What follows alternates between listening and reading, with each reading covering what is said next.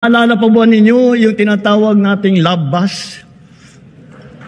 Ito yung popular na pampublikong bus sa Metro Manila na sinimulan noong 1970s.